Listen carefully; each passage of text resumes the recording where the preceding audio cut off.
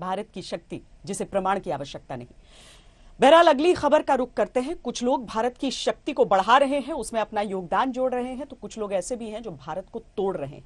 Tool kit case में अब तक कई नाम सामने आ चुके हैं, लेकिन सवाल यह है कि इस टूल किट के पीछे असली दिमाग किसका था? भारत विरोधी टूल किट का असली सूत्रधार कौन है? इस सवाल का जवाब निकिता जैकब से मिल सकता है। दिल्ली पुलिस की जांच का फोकस निकिता जैकब पर है। निकिता की भूमिका सबसे बड़ी और सबसे संदिग्ध मानी जा रही है। दिल्ली पुलिस ने 11 फरवरी को मुंबई में निकिता का घर सर्च किया था। निकिता से कई घंटे पूछताछ की गई थी। इसमें निकिता के पास से जो डेटा बरामद हुआ उसकी जांच की जा रही है। इसी से निकिता जैकब का रोल संदिग्ध होता दिख रहा है। निकिता पर शक है कि दिशा, शांतनु से लेकर खालिस्तानी समर्थकों तक वो सभी आरोपियों को जोड़ने वाली कड़ी है।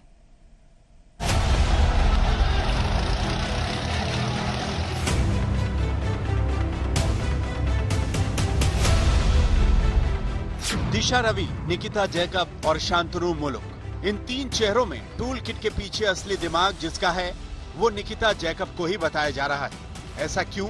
इसे दिल्ली पुलिस की अब तक की इन्वेस्टिगेशन से आप समझ पाएंगे।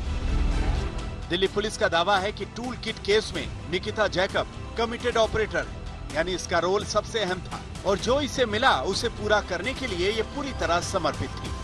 दरअसल 11 फरवरी को दिल्ली पुलिस स्पेशल सेल की टीम ने निकिता के मुंबई के घर पर तकरीबन 13 घंटे तक सर्च ऑपरेशन चलाया था।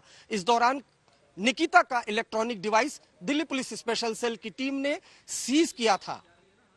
डिवाइस खंगालने पर काफी डेटा रिकवर हुआ, जिसमें निकिता की खालिस्तानी समर्थक MO धालीवाल की करीबी पुनीता से बातचीत, दिल्ली पुलिस की संदेह के दायरे में आए पीटर फेड्रिक से बातचीत, ये ऐसी बातचीत थी जिसके बाद दिल्ली पुलिस निकिता पर शिकंजा कसने की तैयारी में थी।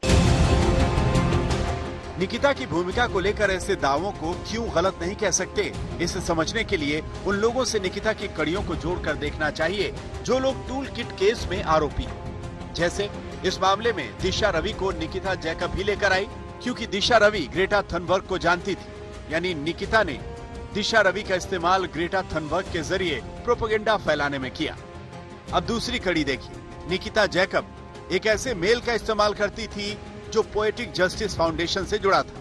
ये वही खालिस्तानी समर्थक संगठन है जिसका मो धालीवाल नाम का टूल किट केस में है।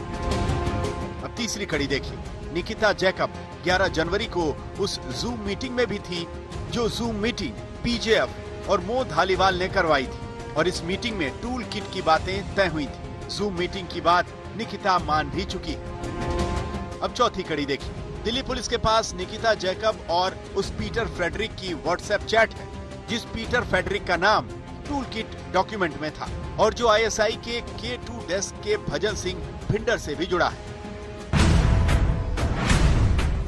यानी टूल किट केस की जांच में हर दिशा में निकिता जैकब जरूर खड़ी दिख रही है। निकिता के बारे में ये सब जानकारियां उस डेटा से जुटाई गई हैं जो उसके घर में सर्च के बाद जब्त डॉक्यूमेंट्स और गैजेट्स से मिली।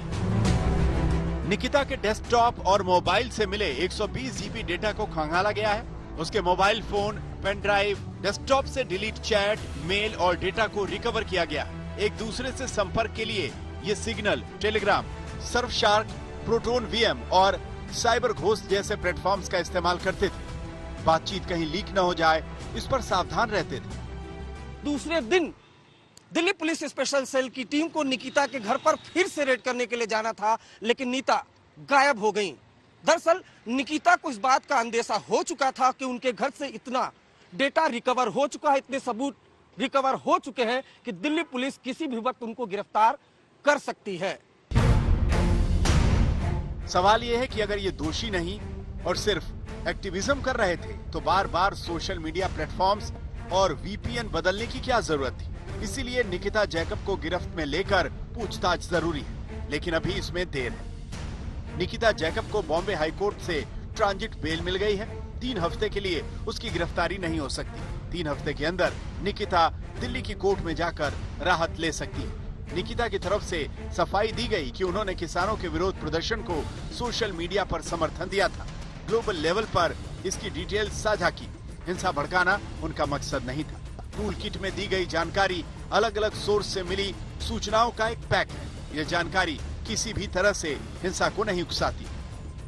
एक जन को वो टारगेट आप करोगे तो वो सही मतलब सरासर गलत है। टूल किट को अकेले ने निकिता ने नहीं बनाया।